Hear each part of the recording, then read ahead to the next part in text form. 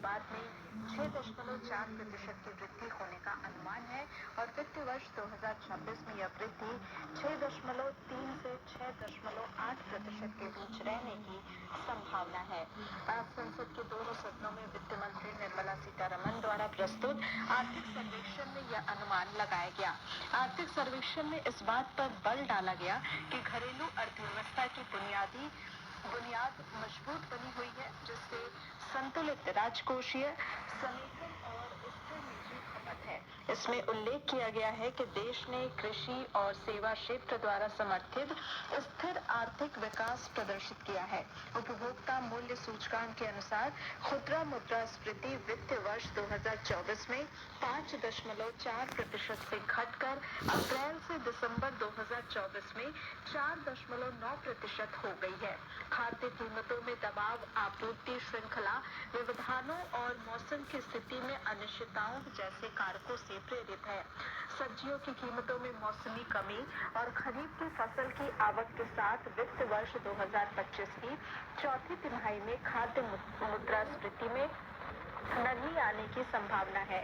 रोजगार के बारे में सर्वेक्षण में कहा गया कि 2023-24 की वार्षिक आवधिक श्रम बल सर्वेक्षण रिपोर्ट के अनुसार 15 वर्ष और उससे अधिक आयु के व्यक्तियों के लिए बेरोजगारी दर 2017-18 में 6% से लगातार घटकर 2023-24 में 3.2% हो गई।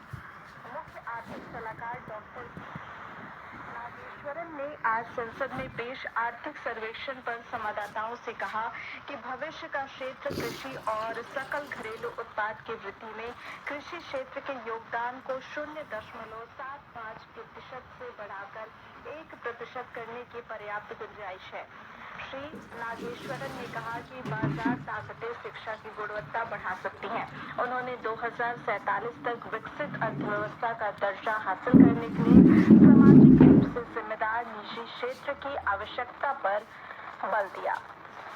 वित्त मंत्री निर्मला सीतारमण कल आम बजट पेश करेंगी। वित्त मंत्री ने आज नई दिल्ली स्थित अपने कार्यालय में बजट बनाने की प्रक्रिया में शामिल सचिवों और वित्त मंत्रालय के वरिष्ठ अधिकारियों के साथ बातचीत की।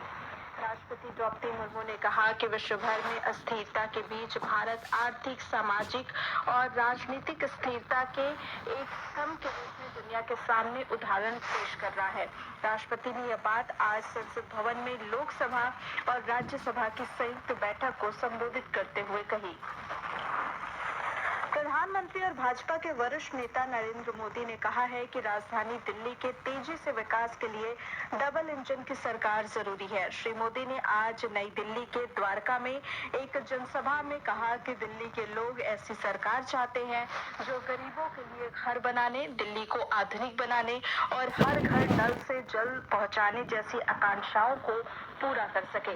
उन्होंने आम आदमी पार्टी के नेतृत्व वाली दिल्ली सरकार पर भ्रष्टाचार और दूसरे राज्यों में चुनाव लड़ने के लिए लोगों को लूटने का आरोप लगाया। दूसरी ओर आम आदमी पार्टी के संयोजक अरविंद केजरीवाल ने गांधीनगर में प्रचार के दौरान भाजपा पर निशाना साधते हुए कहा कि आम आदमी पार्टी द्वारा शुरू की गई सभी कल्याणकारी योजनाएं बंद कर दी जाएंगी। इसी बीच कांग्रेस नेता प्रियंका गांधी ने नई दिल्ली के नागलोई जाट में रोड शो किया। कांग्रेस के वरिष्ठ नेता और लोकसभा में विपक्ष के नेता राहुल गांधी ने आज मादीपुर निर्वाचन क्षेत्र में एक जनसभा को संबोधित किया। उन्होंने यमुना मुद्दे पर आम आदमी पार्टी पर निशाना साधा और भाजपा पर लोगों के बीच नफरत फैलाने का आरोप लगाया। केंद्र सरकार ने आज सुशासन संशोधन नियम 2025 के लिए आधार प्रमाणीकरण को अधिसूचित कर दिया। इलेक्ट्रॉनिक्स और आईटी मंत्रालय ने कहा कि जनहित में विभिन्न सेवाएं प्रदान करने के लिए आधार प्रमाणीकरण को सरकारी और निजी संस्थानों तक विस्तारित किया गया है। चौथे टी20 अंतर्राष्ट्रीय पुरुष क्रिकेट मैच में भारत ने इंग्लैंड को 15 रन से हरा दिया। इसके साथ ही यह समाचार बुलेटिन समाप्त हुआ। This is Akashvani. The news read by Shagun Chopra.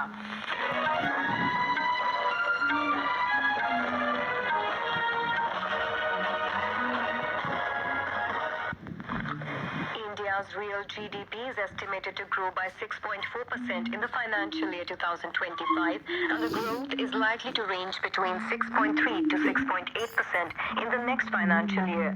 This was projected in the economic survey presented by Union Finance Minister Nirmala Sitharaman in both the Houses of Parliament today. The economic survey highlights that the fundamentals of the domestic economy remain robust, with calibrated fiscal consolidation and stable private consumption. It mentioned that the country has displayed steady economic growth supported by the agriculture and services sector. Rural demand is witnessing improvement on the back of record kharif production and favorable agricultural conditions. It says the manufacturing sector faced threats due to weak global demand and domestic seasonal conditions. Chief Economic Advisor CEA Dr. V. Anand Nageshwaran has said that agriculture is the sector of the future as there is enough scope to raise the contribution of agriculture by 0.75% to 1% in terms of GDP growth. Briefing the media in New Delhi after the tabling of the economic survey in Parliament, Mr. Nageshwaran said the area under micro-irrigation has increased threefold. In agriculture, we definitely call it the sector of the future because there is enough scope to raise the contribution of agriculture by 0.75% to 1% in terms of GDP growth by empowering farmers, as we noted in the last July survey. And there are examples which we have cited in this survey as well from different states, and also both in terms of land clearing and also in terms of irrigation potential, which we have done quite well in the last 8 years. The area under micro irrigation has gone up by 3 times. The CEA said, in terms of infrastructure, India has done well with new airports, trains and reduced turnaround times at ports. He said there has also been an expansion in telecom and power sector capacity. He mentioned that the value of trade affected by new import restrictions has surged from $170 billion in 2014-15 to over $1.3 trillion today, highlighting a shift towards strategic competition in global trade. President Draupadi Murmu today said, amid global instability, India is setting an example to the world by emerging as a pillar of economic, social and political stability. Addressing the joint sitting of both Houses of Parliament at the beginning of the budget session this morning, the President said our government is working with unprecedented pace for the development of the country and to ensure welfare of the people with a vision of reform, perform and transform. Prime Minister Narendra Modi has said President Draupadi Murmu's address was a resonant outline of India's path towards building a Viksit Bharat.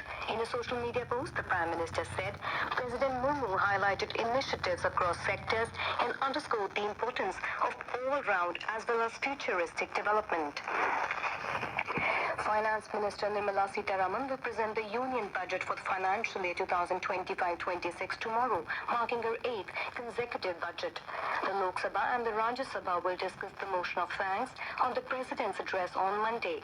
16 bills, including the Finance Bill 2025, the Waqf Amendment Bill 2024, the Immigration and Foreigners Bill 2025, the Banking Laws Amendment Bill 2024, and Railways Amendment Bill 2024 will be taken up for discussion and passage. Finance Minister Nirmala Sitharaman today interacted with the secretaries and senior officials of Finance Ministry involved in the budget-making process at her office in North Block in New Delhi.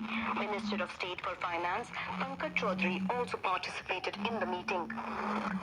With only 4 days left for campaigning for the Delhi Assembly polls, the city is heated up with roadshows, rallies, public meetings and door-to-door campaigns. Prominent leaders of all political parties and the candidates are not leaving any stone unturned to reach the voters. In men's cricket, India defeated England by 15 runs in the 4th T20 International in Pune tonight. Chasing a target of 182 for victory, England were all out for 166 with 2 balls to spare. And that's the end of this match.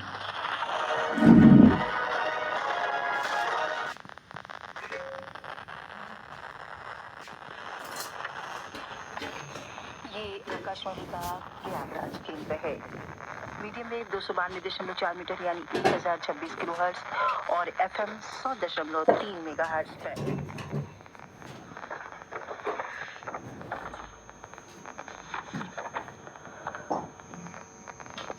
11:10 हुए हैं। हमारी ये सभा अब संपन्न होती है।